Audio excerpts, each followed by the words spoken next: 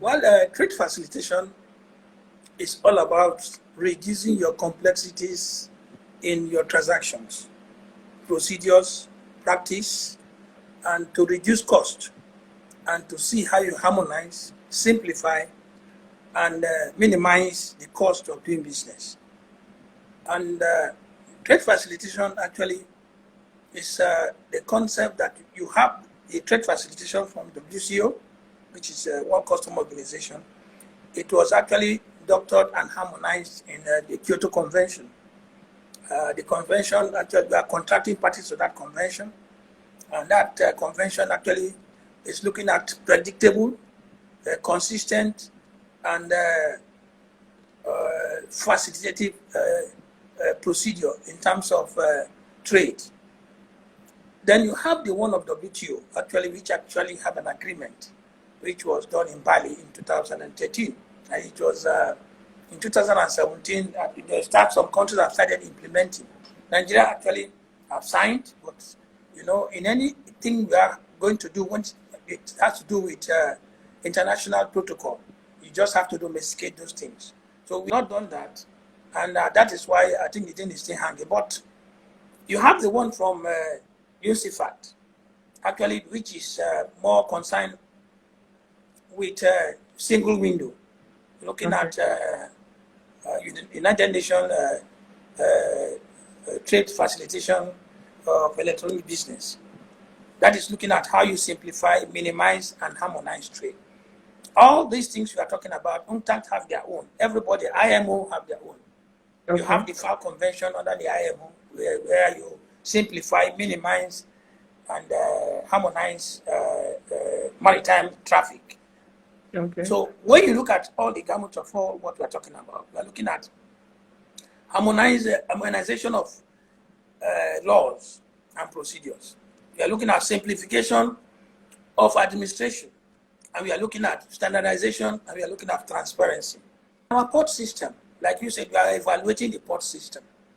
For now, our port system is actually bedeviled and hindered by procedures.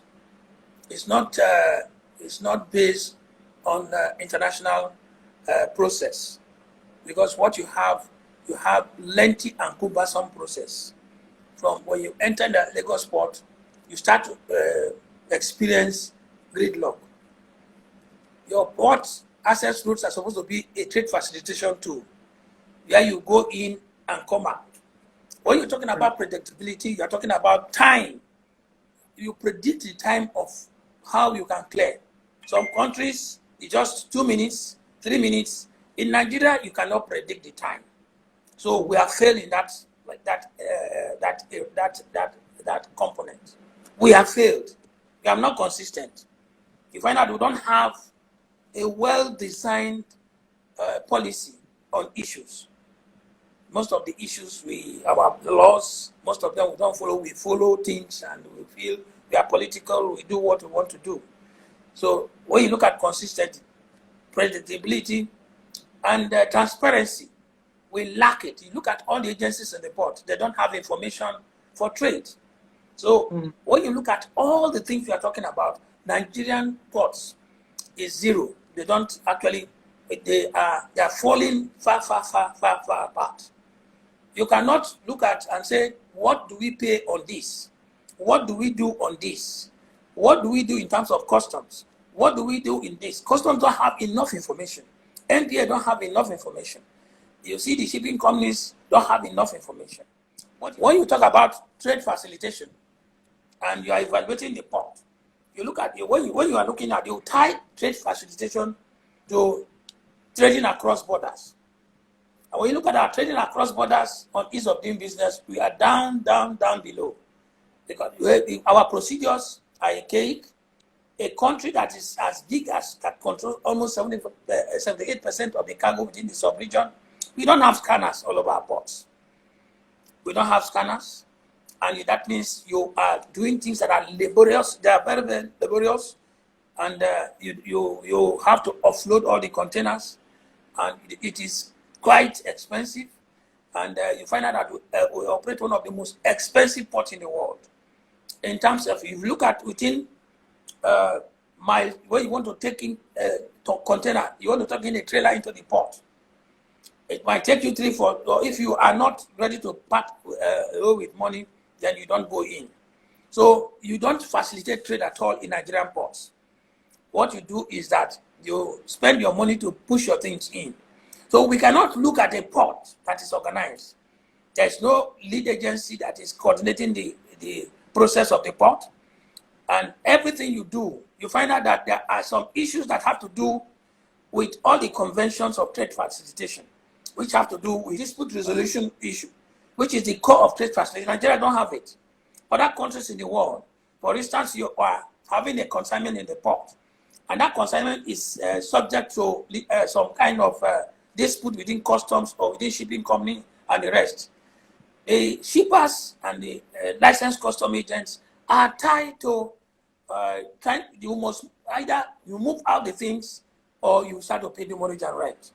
And there are provisions in the Act under Section 142 of the SEMA which actually allows for such things for customs to be able to waive those rents. So when you say facilitation of trade, you don't have the components to manage your procedures in terms of trade. When you look at coming into the port, the transit into the port actually is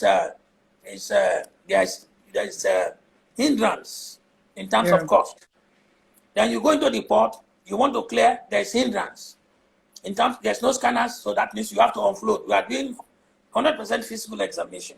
You know, at the time, the Nigerian Customs Service was talking about PAR.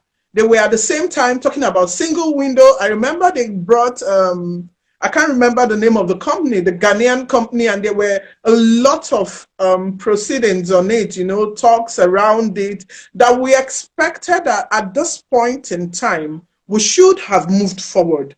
So besides being a consultant and expert in the industry, you're also an operator.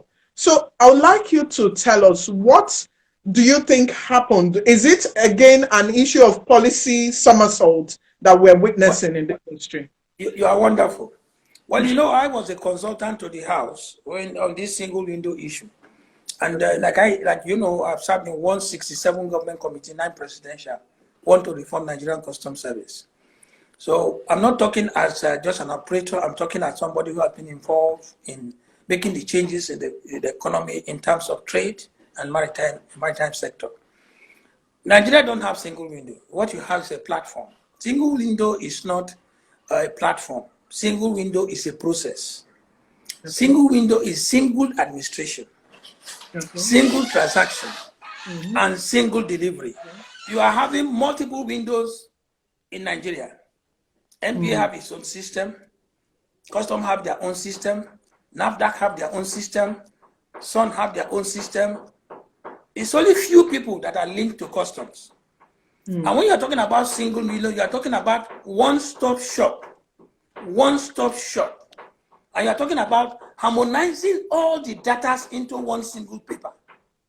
That is not what you have in this country. You are having multiple windows, multiple operations. SUN is working on their own, NAFDAC is working on their own, because a single window concept designed by UNCIFAT is that you must have a lead authority and lead agency, and it must be harmonized under one single document. And single window must come from the presidency, because when you look at what is single window, you are bringing all the whole people who are operators in the port under one umbrella. When you look at MPA is under transport. You look at custom is under finance. You look at SUN is under trade and investment. You look at NESRA is under environment. You look at agriculture is under the plant quarantine is under agriculture. It's under agriculture. So all these agencies are ministers. Ministry of Health. Yes. So, and you don't expect customs that is just a department. That's a department to come and say, like the CG of customs is under the minister. So, yes. And everywhere, like it was designed for the presidency to have a full control. In the way it is designed for a one-stop shop. And you must have a lead agency. And you must have a lead authority. I'm aware And, that I'm and aware the that problem is that even Ghana have not got a single window up till now. okay. They don't have it. You see, But why we are having political what is single window? Single window is a one-stop shop arrangement where you must have a lead agency. If you go to America, for instance, you might not be seeing other agencies. Custom is the lead agency. And we have the law here in Nigeria where under Decree 61, which is an act, 61 of 1999, custom is the lead agency there. Custom is the one to allow people to come in and perform examination. To allow the agents and all the rest to perform, the people to come in and perform an examination. Yes, And sir. if there's any need for any agency to come into the port for anything, it is custom that we give them the authority to come in. It's a law in that section, the 61 of 1999. And that decree actually moved out Son, NAFDAC, and all of them out of the port. And said, if you want, under section 1B and 1A, it is custom that will now write a notification to them to come in and examine. Let's have your take on balancing the quest for revenue and trade facilitation at this point. Well, there's nowhere in the world revenue is discussed in customs fora. Nowhere. They cannot discuss revenue in customs fora. What you discuss today in any customs fora, international customs fora, is security and trade facilitation. Those are the two things you discuss. You cannot operate a country when you are not talking about security. And the security is covered under the WCO safe framework. Nigeria is a contracting party, but you know that those things are voluntary, which actually, that safe framework actually embodies the two pillars. You have the custom to customs and custom to business. That's the two pillars of safe framework. Custom to customs and custom to business. Custom to customs is talking about, like, the border they closed.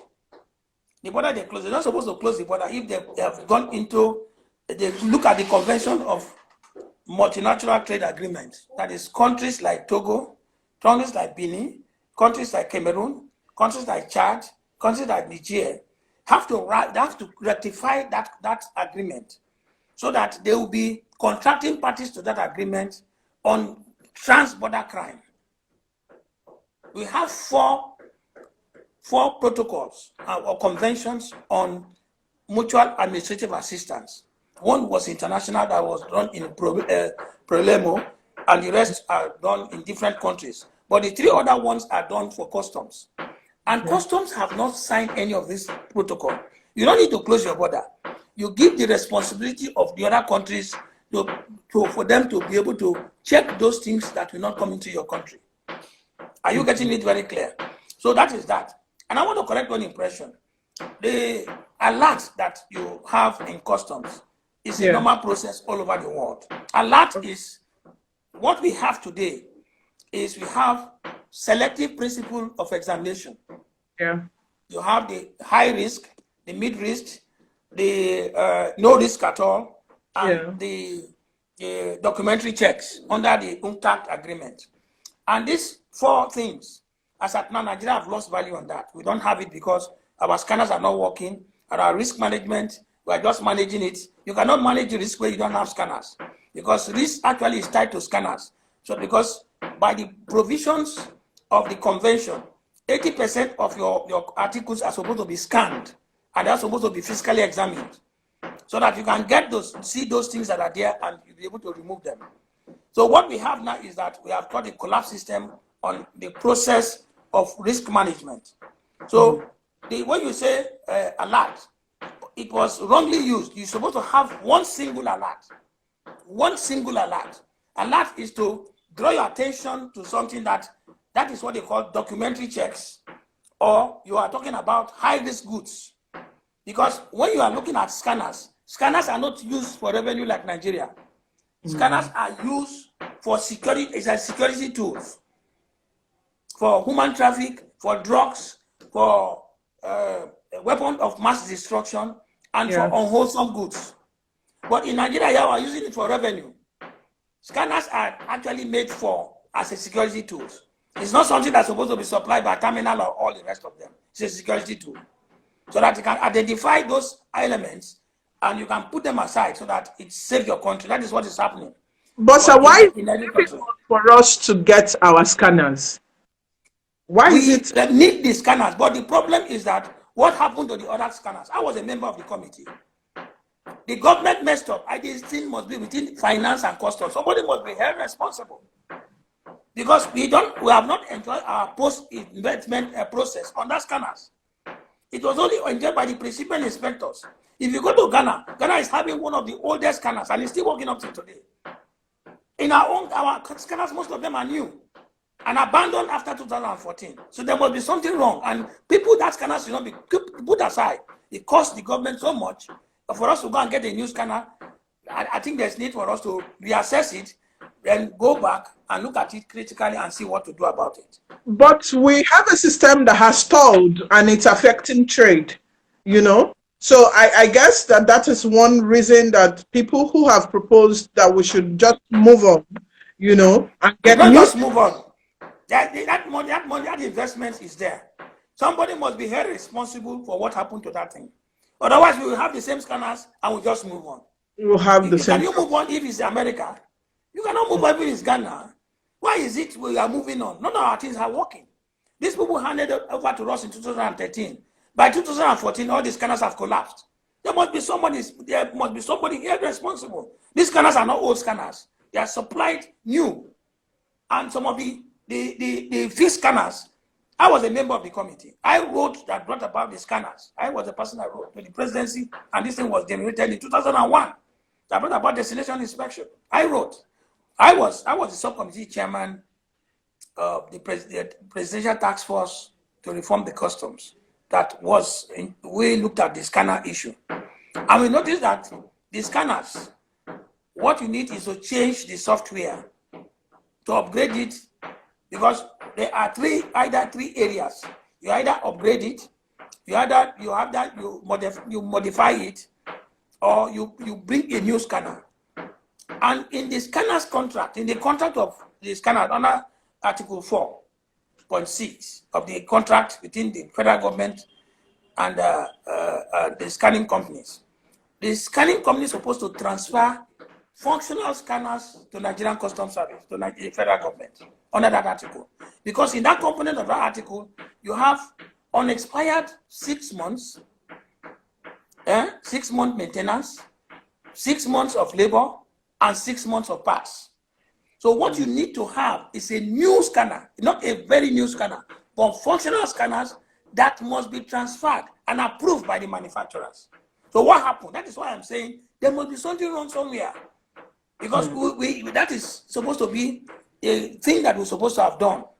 When you are talking about custom having going for revenue is not what custom is supposed to be doing. What custom is supposed to do is to balance trade, because they are to implement government economic policy on trade, on export, and manufacturing. And that is why our committee recommended 3% of the FOB for customs. And that should have removed this, there are 7% of struggling to give DN and, do so many things to improve. When you look at all over the world, have you had that anywhere have you had anywhere in the world where say custom generated $4 million or $5 million or $6 million? There's nothing like that. Everybody is talking about how safe is your corridor, how safe is your system. What are you going to do to bring about safety in your environment so that it can have investment flow? But when you start to talk about revenue, you kill the SMEs. Most of the valuation principles are wrong. Most of our procedures are wrong. And you don't blame them when government give them targets. You don't give custom target. Because custom, if they misapply their principle, it kills the SME. One DN you rise on one company that is just a small SME, you raise maybe 12 million naira. That company goes back to Ghana. And when you go back to Ghana, you find out that many companies have left the country. So you must not balance your customs with revenue. Because what is the work of customs? Customs is to make the environment, traders friendly, because they control the inflow. And when customs over invoice, when you look at what custom is doing, they're just over. They give GM, they don't even look at the implication. So I think this whole thing is supposed to be harmonized. And I thank God that the presidency is looking into the matter so that these things can be reduced, because you are driving away business. That given all this thing, you would then begin to think of our campaign for ease of doing business. Where is the ease of doing business? It's not to come on television to come and talk. Go to small Ghana and see. You look at our hub, the hub center in West Africa is moving to Cote d'Ivoire, to Benin Republic, and to Cameroon, and to Togo. That's the hub. We didn't start out with this thing. How many? We bring in one ship here. We are shouting. We were dancing over one ship of 10,000. When bigger ships of 20,000 TEUs are moving all over the world. So I think these agencies should come back, because when you lose out in the whole thing, if you look at the whole thing, Nigeria is losing out. We have lost our transit trade. Our transit trade that is supposed to go to Chad, Niger, even Burkina Faso here. These are landlocked countries, and Mali. They are all now gone to Ghana. Ghana is having every day, every week, you see they have a dedicated berth in their port. And 500 container trailers move out every day without any escort. And what Ghana is having is, what you have is a satellite tracking system. They have e-bond. We don't have all these things. And we just have an antiquated and very regimented system that is not helping the country at all. Ghana is having a system that has attracted most of our cargo. Our transit is in Ghana.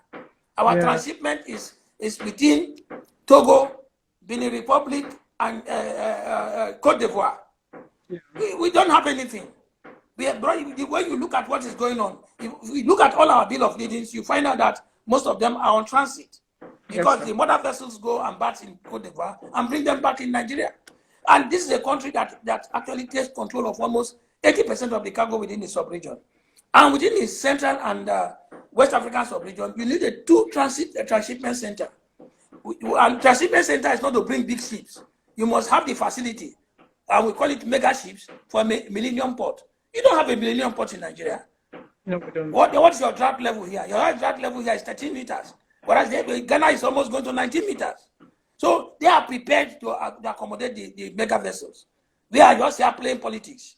So we continue to play politics. We are losing out. Our freight component is moving out. And what is freight component? Freight component is what gives us the employment. If you look at the maritime sector have no area to employ, because the freight components have moved out of the country to Ghana, to Togo, to other areas. And Nigerians are moving out fast. You go there, you see that Nigeria are taking over the whole place. And many of the companies are going out. So Nigerians should look at the impact and look at what is happening. We play too much politics, and we are losing out in almost everything. So I would believe that these things must be taken care of and looked into. There is no trade facilitation in Nigeria. There's nothing like that. Trade facilitation agreement, we sign it, nothing is not done. There's no transparency, there's no consistency, there's no predictability. Those are the three components of trade facilitation. We don't have it. Go into your port, you don't know the day you can go into your port. That is a minus.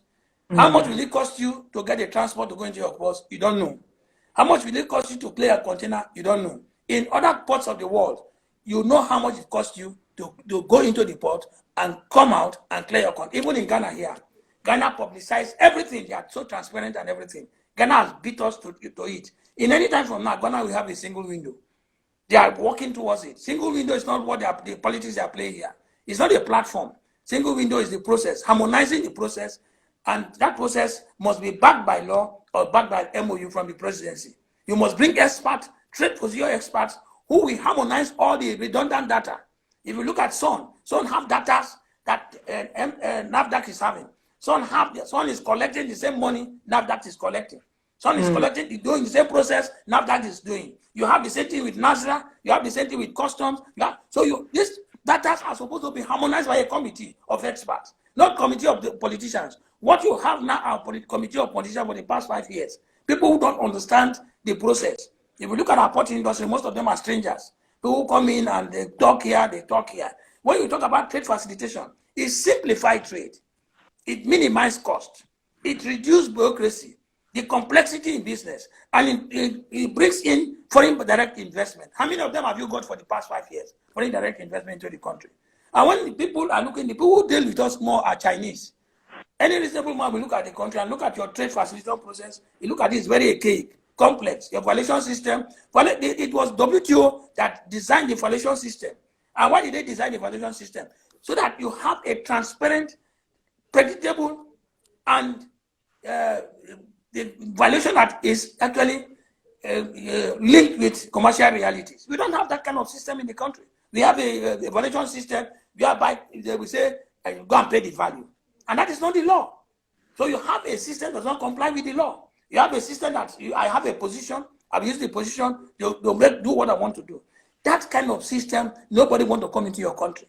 We must change most of them. We don't have any trade facilitation principles in the port. So we don't evaluate it until we be able to reorganize the port. And I thank God that the presidency are working on it, because I have put up a 138 pages to the government on the import, export, trade transit regulatory procedure to be reformed and to set up a committee to do that. Otherwise, in the next 3-4 years, Nigeria will be lying fallow.